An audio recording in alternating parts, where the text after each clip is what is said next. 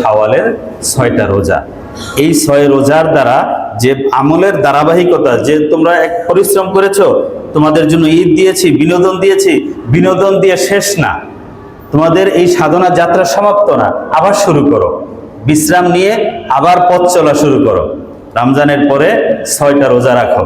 মান সামা রমাদান সুম্মা আতবাহু সিত্তাম মিন শাওয়াল কানা কাসিয়ামিদ দাহর।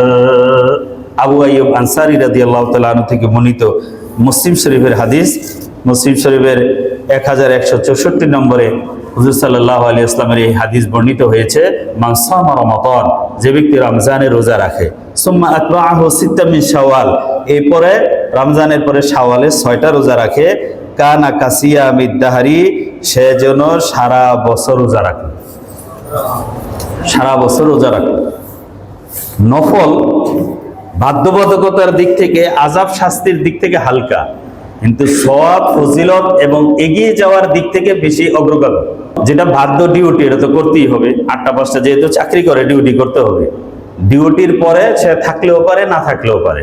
ডিউটির পরে যে শ্রমিক বা যে কাজের লোকটা, ড্রাইভার হোক আর দারোয়ান হোক আর শ্রমিক হোক আর অফিসারের যে কোনো এমপ্লয়ি হোক, সে যদি ডিউটির পরেও কোম্পানির জন্য, ফ্যাক্টরির জন্য, রাষ্ট্রের জন্য কিছু করে, এটা কিন্তু বেশি এপ্রিসিয়েট পাওয়ার যোগ্য, বেশি ধন্যবাদ পাওয়ার যোগ্য, যে তার ডিউটি শেষ, সবাই চলে গেছে, সে যায় না।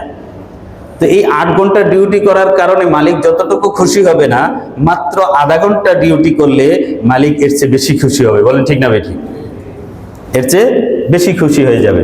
যেন বুখারী শরীফে আছে, আবু হুরায়রা রাদিয়াল্লাহু তাআলা থেকে হাদিস, যে ক্বালা রাসূলুল্লাহ সাল্লাল্লাহু আলাইহি ওয়াসাল্লাম, মা যালা আবদি ইয়াতাকাররাবু ইলাইয়া বিন নওয়াফিল হাত্তা উহিব্বাহু। আমার বান্দা নফল পড়তে থাকে, আমি যা ডিউটি বাধ্য করে দেই নাই এমন অতিরিক্ত ডিউটি পালন করে, নফল ইবাদত করে, করতে করতে আমার কাছে আসে, আমার নৈকট্য হাসিল করে। নৈকট্য হাসিল করতে করতে এক সময় আমি তাকে ভালোবেসে ফেলি। বলে সুবহানাল্লাহ। হাত্তা উহিব্বাহু, আমি তাকে মহাব্বত করে ফেলি। তখন তার সাথে আমার সাথে সম্পর্কটা মালিক আর গোলামের থাকে না, বন্ধুর সম্পর্ক হয়ে যায়। বলে সুবহানাল্লাহ।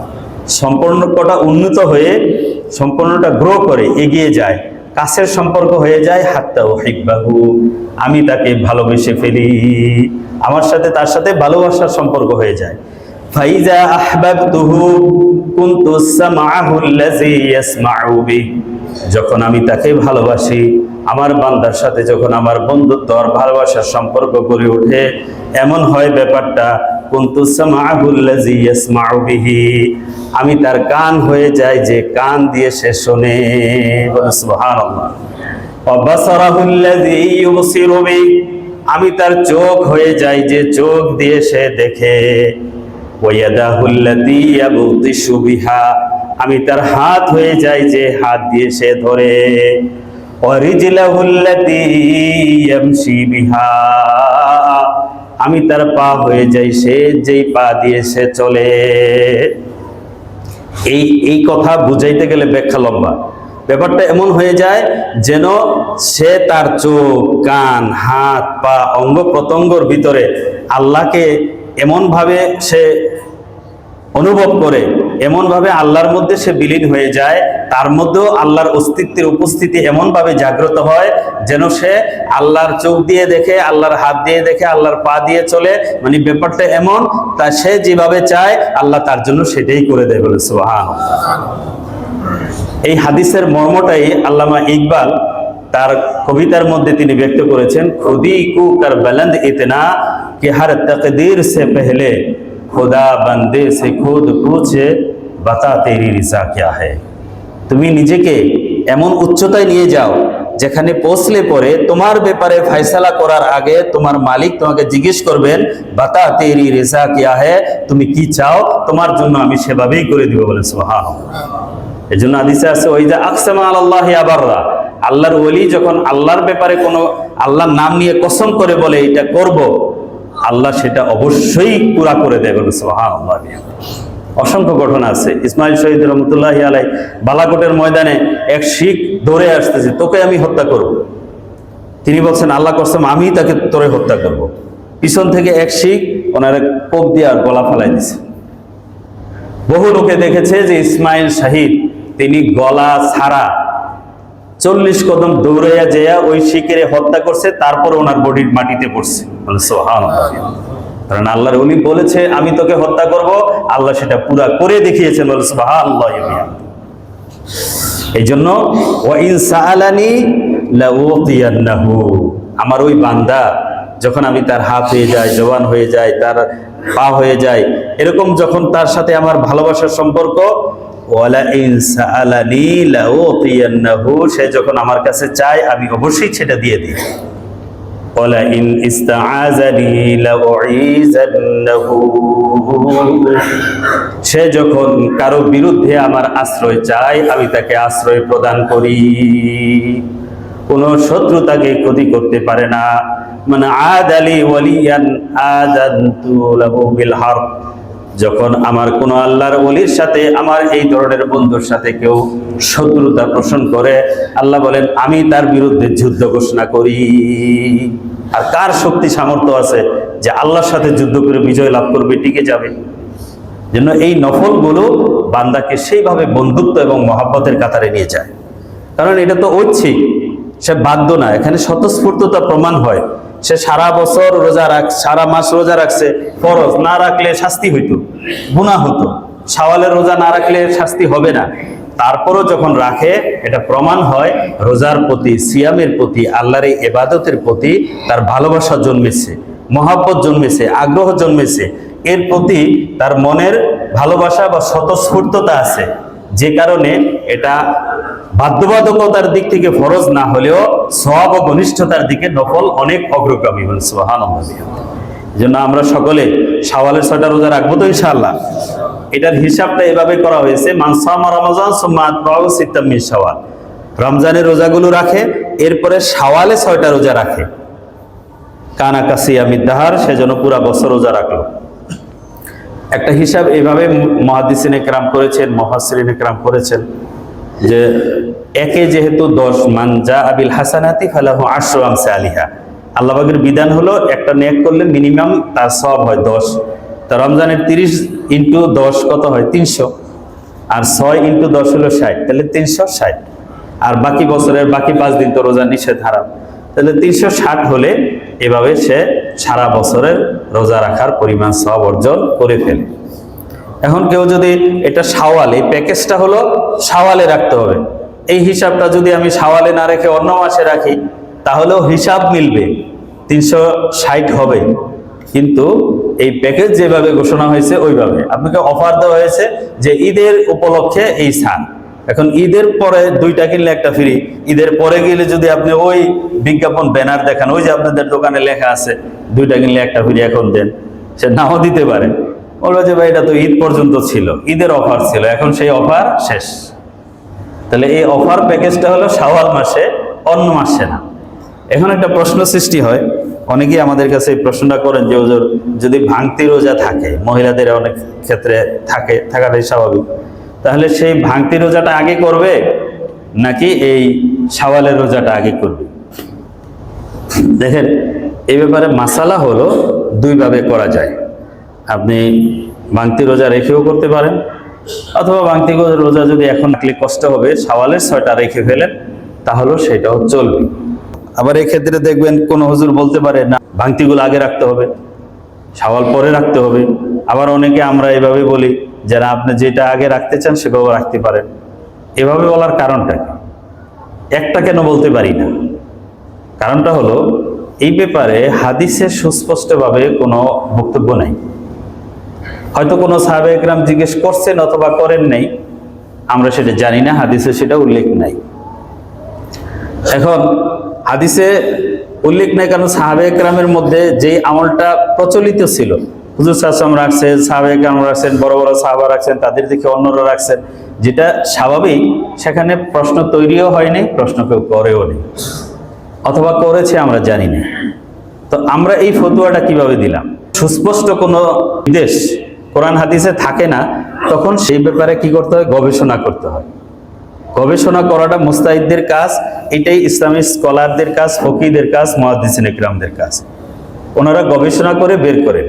এখানে গবেষণাটা কিভাবে করা হয়? ওই হাদিসের বাক্য শব্দের উপর গবেষণা করা হয়, এই ব্যাপারে সাহাবে কেরামের সময় কি আমলটা ছিল সেটা খোঁজা হয়, অন্যান্য হাদিসে কি আছে না আছে খুঁজে একটা কনক্লুশনে, একটা ডিসিশনে আসে। এখানে দেখেন এই হাদিসে কি বলছে, মান সামা রমজান, যে রমজানের রোজাগুলো রাখে, সুম্মা আতবাহু, অতঃপর রমজানের পরে এই 6টা রোজা রাখে, সুম্মা আতবাহু সিত্তাম মিন শাওয়াল। তাহলে যখন ব্যাপারটা নির্দেশ এইভাবে, তাহলে এই শব্দর থেকে গবেষণা করে অনেক মুহাদ্দিস কিরাম বের করছেন যে না, তাহলে রমজানের রোজাগুলোই আগে শেষ করতে হবে। যেহেতু উসলাম বলছেন মান সামা রমজান, রমজান আগে এরপরে 6 রোজা, তাহলে রমজান আগে শেষ করতে হবে। এই হাদিসের শব্দের ব্যবহার, শব্দ চয়ন, এ থেকে এটা বোঝা যায়। আবার যদি সাহাবে একরামের আমল থেকে আমরা বিষয়টা বিশ্লেষণ করি, তাহলে দেখা যায় আম্মা জান আয়েশা রাদিয়াল্লাহু তাআলা আনহার হাদিস আছে যে আমরা বিগত বছরের ভাঙতি রোজাগুলো শাবান মাসে রাখতাম। তার মানে ওনারা ভাঙতি রোজা একেবারে ইমিডিয়েট রাখতেন না, সাথে সাথে রাখতেন না, বিলম্ব করে বছরব্যাপী রাখতেন। শাবান মাসে ভাঙতি রোজাগুলো পিছনের বছরের কাজাগুলো শেষ করতাম। আচ্ছা, পিছনের কাজা উনি শেষ করতেন, তাহলে আম্মা জান আয়েশা রাদিয়াল্লাহু তাআলা আনহা তিনি কি শাওয়ালের রোজা রাখতেন নাকি রাখতেন না? আম্মা জান আয়েশা রসুলের স্ত্রী, এত বড় ফজিলতের একটা আমল, রসুল যেটা মানুষকে নির্দেশ দিচ্ছেন, রসুলের স্ত্রীরা তো আরো বেশি আমলে অগ্রগামী ছিল। আমরা কি এই ধারণা করতে পারি যে রসুলের স্ত্রীরা শাওয়ালের রোজা রাখতো না? বলেন, এটা ধারণা করা যায়? যায় না। স্বাভাবিকভাবে এই ধারণা বিশ্বাস অবশ্যই হয়, নিশ্চয়ই ওনারাও শাওয়ালের রোজা রাখতেন, সারা বছরের এই সওয়াবটা নিতেন। রসুল যেটা মানুষকে নির্দেশ দিচ্ছেন, তার বিবিরা তো এটা না করবেন না, তার বিবিরাও করতেন। তাহলে বোঝা যায় যে আম্মা জান আয়েশা ওনারা কি করতেন, শাওয়ালের রোজা ঠিকই রমজানের পরে রাখতেন, ভাঙতিটা যেয়া পরে রাখতেন। তাহলে এখান থেকে আমরা এটাও ফয়সালা পাই যে ভাঙতি রোজাগুলো পরেও রাখা যায়। বুঝতে পারছেন? এইভাবে হয় গবেষণা। আর এখন প্রশ্ন করতে পারেন যে এই যে গবেষণা আপনি করলেন, এই ধরনের গবেষণা করে কোনো সিদ্ধান্ত নেওয়ার অনুমতি আছে কিনা, বা ইসলামের যারা স্কলার ফকি তারা এইভাবে যে গবেষণা করবেন, এই করার কোনো সুযোগ ইসলামে আছে কিনা? করার সুযোগ ইসলামে আছে, এর অসংখ্য দলিল প্রমাণ আছে। একটা প্রমাণ বলি, মুআজ ইবনে জাবাল রাদিয়াল্লাহু তাআলা আনহু ইয়ামানে হুজুর সাল্লাল্লাহু আলাইহি ওয়াসাল্লাম ওনাকে প্রশাসক করে পাঠাইছেন, গভর্নর করে প্রশাসক বানিয়ে ইয়ামানে পাঠাইছেন, একটা আরো কাফেলা সহ, যে তুমি ইয়ামানের প্রশাসক হিসাবে ইয়ামানের বিচার ফায়সালা প্রশাসনিক কাজ তুমি করবে। হুজুর সাল্লাল্লাহু আলাইহি ওয়াসাল্লাম একটা জায়গায় পাঠাইলে তাকে কিছু ট্রেন আপ করতে হয় না, ট্রেনিং দিয়ে পরামর্শ দিয়ে পাঠাইছেন। সে সময় জিজ্ঞেস করছেন, বিমা তাকজিয়া মুআজ, মুআজ তুমি যে সেখানে যাইবা, সেখানে গিয়ে মানুষের মধ্যে বিচার ফায়সালাটা কিভাবে করবা? বিভিন্ন ইস্যু আসবে, সমস্যা আসবে, মোকদ্দমা আসবে, তুমি ডিসিশনটা কিভাবে দিবা? তিনি বললেন যে কিতাবিল্লাহ, আল্লাহর কিতাব দিয়ে আমি ফায়সালা করব, কোরআন দিয়ে ফায়সালা করব। হুজুর সাল্লাল্লাহু আলাইহি ওয়াসাল্লাম বলছেন, ফাইল্লাম তাজিদ, তুমি যদি কোরআন শরীফে সেই ফায়সালাটা না পাও, হয়তো কোরআনে আছে তুমি বুঝতে পারো না, অথবা সব কোরআন শরীফ তোমার মুখস্থ নাই, বা কোরআন শরীফে এই জিনিসটা তুমি সরাসরি পাচ্ছ না, তোমার যে ইস্যু সেটা তুমি কোরআন শরীফ থেকে সমাধান পাচ্ছ না, তখন কি করবা? তিনি বললেন, বিসুন্নতি রাসূলিল্লাহ, আল্লাহর নবীর সুন্নত বা নবীর নির্দেশ হাদিস দ্বারা আমি ফয়সালা করব, নবীর যে সুন্নত সেটা দিয়ে ফয়সালা করব। হুসনাম তারপরে আবার প্রশ্ন করেন, ফাইল্লাম তাজিদ, তুমি যদি নবীর সুন্নতের মধ্যে তার সমাধান না পাও, তখন কি করবা? তিনি বলছেন, আজতাহিদু বিরাই ওয়ালা আলু, আমি আমার রায় দিয়া, আমি কোরআন ও হাদিসের আলোকে আমার বিবেক বিবেচনা দিয়ে ফয়সালা করব, এখানে কোনো ত্রুটি করব না। তিনি এই উত্তর দিলেন। এরপরে রাসূল সাল্লাল্লাহু আলাইহি ওয়াসাল্লাম যেটা বললেন, এটি আমাদের মূল বক্তব্য এবং সিগনিফিকেন্ট কথা। রাসূল সাল্লাল্লাহু আলাইহি ওয়াসাল্লাম বলেছিলেন, আলহামদুলিল্লাহিল্লাযী ওয়াফাকা রাসূলিহি বিমা ইয়ারদাহু রাসূল, আলহামদুলিল্লাহিল্লাযী ওয়াফাকা রাসূলিহি বিমা ইয়ারদাহু রাসূল। ওই আল্লাহর প্রশংসা যিনি তার রসুলকে, মানে তার আল্লাহর রসুলের প্রতিনিধিকে এমন জিনিসের জ্ঞান ও বুঝ দান করেছেন যেই জিনিসটা আল্লাহর রসুল পছন্দ করে। তার মানে আল্লাহর নবী এটা সমর্থন করেছেন। ধন্যবাদ শুধু তাই না, হাদিসে আছে যে আমরা যেরকম বাহবা দেই বুকে পিঠে থাপ্পড় দিয়া, হুজুর সাল্লাল্লাহু আলাইহি ওয়াসাল্লাম বুকে এইভাবে তার থাপ্পড় দিয়ে বলছেন, আলহামদুলিল্লাহিল্লাযী ওয়াফাকা রাসূলিহি বিমা ইয়ারদাহু রাসূলুহু। মুআজ ইবনে জাবালকে হুসনাম ধন্যবাদ দিয়েছেন, বুক চাপড়িয়ে তাকে বাহবা দিয়েছেন যে হ্যাঁ ধন্যবাদ, তুমি সঠিক বলেছো। কারণ কোরআনে সরাসরি না পেলে, হাদিসে না পেলে, কোরআন ও হাদিসের আলোকে একটা কনক্লুশন ডিসিশন নিয়ে একজন বিচারক একজন মুজতাহিদ, একজন ফকি ডিসিশন রায় দিতে পারে। আল্লাহ রসুল সেটা সমর্থন করেছেন, নির্দেশ দিয়েছেন এবং মুআয ইবনে জাবালকে এই দীক্ষা এবং এই শিক্ষা দিয়ে তিনি ইয়ামানের প্রশাসক করে তাকে পাঠিয়েছেন। এখান থেকে স্পষ্ট শিক্ষা যে কোরআন ও হাদিস থেকে যারা গবেষণা করতে পারে, গবেষণা করে শরীয়ত সম্মত গবেষণা ডিসিশন ইসলামে দেওয়া যায়, দেওয়ার অনুমতি আছে। বুঝতে পারছেন আলেমরা কি থেকে গবেষণাটা করে? আরো অনেক দলিল আছে করে। এখন যখন গবেষণা করে কোনো ডিসিশন নেওয়া হয় তখন আলটিমেটলি কারো গবেষণা একরকম, কারো গবেষণা আরেক রকম হতে পারে। একজন বলতে পারে হুজুর সাহেব বলছে রমজান রেখে রোজা রাখতে হবে, তিনি এই ফতোয়া দিতে পারেন যে না রমজানের রোজাগুলো আগে রাখতে হবে তারপরে শাওয়াল রাখতে হবে, এটা তিনি বলতে পারেন এই হাদিসের আলোকে। আরেকজন এভাবে আম্মাজান আয়েশা রাদিয়াল্লাহু তাআলা আনহার ওই আমল থেকে বলতে পারেন যে না এই কাজা রোজার ব্যাপারে যেহেতু সময় নির্ধারিত নাই সেটা উন্মুক্ত, আপনি অন্যও রাখতে পারেন, আর শাওয়ালের রোজা যেহেতু শাওয়ালেই রাখতে হবে আপনি এই মাসেই সেটা রাখবেন। এভাবেও কেউ ডিসিশন দিতে পারে। এই জন্য হুজুর আপনারা কোরআন এক হাদিস এক এক হুজুর এক এক রকম কেন বলে, একবার কিছুটা বলছেন তো এক এক রকম এক একজন কেন বলে। যেখানে বলার সুযোগ আছে সেখানে বলে, যেখানে বলার সুযোগ নেই সেখানে বলে না। কোন হুজুর কি বলছে নামাজ 5 ওয়াক্ত না 6 ওয়াক্ত, মাগরিবের নামাজ 3 ওয়াক্ত না 4 ওয়াক্ত? কোন আলেম কি বলতে শুনছেন? মৌলিক জায়গায় বলে না, কারণ গবেষণার জন্য নীতিমালা আছে, 8টা শর্ত আছে। যেই বিষয়ে আপনি গবেষণা করবেন ওটা কোরআন হাদিসে সুস্পষ্ট না থাকতে হবে। যেই বিষয়ে আপনি গবেষণা করবেন ওই গবেষণার জিনিসটা কোরআন ও হাদিসের মূল নীতির খেলাফ না হইতে হবে।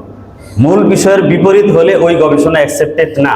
মূল নীতির যদি খেলাফ কেউ কোনো মতাদর্শ প্রকাশ করে তখন আমরা বলি গুমরাহ দল, পথভ্রষ্ট দল, এরা ইসলাম থেকে বাতিল দল, কারণ এরা মূল জায়গায় হাত দিছে, মূল জায়গা থেকে বিচ্যুত হয়ে গেছে। আর মূল জায়গা ঠিক রেখে তারা যদি কেউ কোনো গবেষণা পেশ করে এই গবেষণা মানা যায়। আর গবেষণার আলোকে যখন মানুষ চলে এখানে আবার বিষয় আছে, একাধিক গবেষণার পরে একটা বিষয়ের আবার একটা ফতোয়া দেওয়া হয় যে একাধিক মতামতের উপর এই বিষয়ের উপরে ফতোয়া, আম মানুষ এটার উপর আমল করবে, তখন ওই ফতোয়ার উপর আমল করতে হয়। কিন্তু কোনো ক্ষেত্রে হতে পারে আপনি আমি অনেক সিচুয়েশনে পড়ছি যেটার উপর ফতোয়া ওটার উপর আমল করা যাচ্ছে না, তখন ওই ব্যক্তির ক্ষেত্রে এক্সেপশনাল হতে পারে, সে ওই যে ভিন্ন আরেকটা মত আছে সেই মতের উপর আমল করবে। এখন ওই মতের উপর আমল করতে যে আপনি জানেন একটা, আপনি বলবেন এই হুজুর আপনি এটা করেন কে, আপনার এই কোন এইভাবে হতো, আবার আপনি আরেকটা করেন, আরেকটা সুযোগ আছে এটা হুজুর জানে, এটা আপনি জানেন না। এই জন্য অনেক যে হুজুররা কি করে ঘুরে খায় ফেলাইতে পারে, বুঝলেন? আসলে ঘুরানোর সুযোগ যেখানে আছে এখানে খাইতে পারে। এই জন্য এটা দোষের না, এটা জ্ঞান। আপনার যারা অভিযোগ করে এটা জ্ঞানের অভাব। এক জায়গায় হুজুরের কথা, হুজুর আপনি পশ্চিম দিকে ফিরে পেশাব করলেন। এখন হুজুর এমন একটা জায়গায় পড়ছে 3 দিকে মানুষ দেখে, পশ্চিম দিকে দেয়াল আছে, এখন পশ্চিম দিকে যদি না করে তাহলে তো মানুষ দেখবে। কিন্তু ফরজ তরক করার চেয়ে উত্তম হলো কি পশ্চিম দিকে ফিরে পেশাব করা। মানুষকে কি সে তার লজ্জা দেখাবে, লজ্জাস্থান দেখাবে না লজ্জা হেফাজত করবে? ওইখানেই করবে। তখন হুজুর নাকি বলছিল আরে আমি পেশাব পশ্চিম দিকে করলে কি আমি একটু ঘুরাই দিছিলাম, বুঝছেন? তো ঘুরাই দিছিল, ঘুরাই দেওয়ার কি আছে সুযোগ আছে। এই জন্য এইসব বিষয়গুলো আলেমদের কাছাকাছি বসবে, তাহলে অনেক অপশনগুলো জানা। আমরা তো এখানে মৌলিক কিছু কথা বলি, মূল বিশ্লেষণ বলতে পারি না। জুমার পরে ইনশাল্লাহ আলোচনা হয়, বিভিন্ন মানুষ বিভিন্ন প্রশ্ন করে, সেখানে বিশ্লেষণধর্মী কথা অনেক সময় বলার সুযোগ থাকে। তো ইনশাল্লাহ আমরা ইসলামের এই মূল বিষয়গুলো বুঝবো, সঠিক ধারণাটা রাখবো, আর বিশেষত শাওয়ালের এই রোজাগুলো আমরা সকলে রেখে ফেলবো ইনশাল্লাহ। এই শাওয়ালের রোজার মধ্যে যদি আপনি মাসের 13, 14, 15টাও রাখেন, এই 3টা 13, 14, 15 রাখেন, তাহলে আইয়ামে বীজের সওয়াবটাও পেয়ে গেলেন। হুজুর সাল্লাল্লাহু আলাইহি ওয়াসাল্লাম সোমবার বৃহস্পতিবারে রাখতেন, এই রোজাগুলো যদি সোমবার বৃহস্পতিবার করে রাখেন তাহলে এখানে সওয়াবের বিষয়টা ডবল হবে। আল্লাহ পাক তৌফিক দান করেন, আমিন।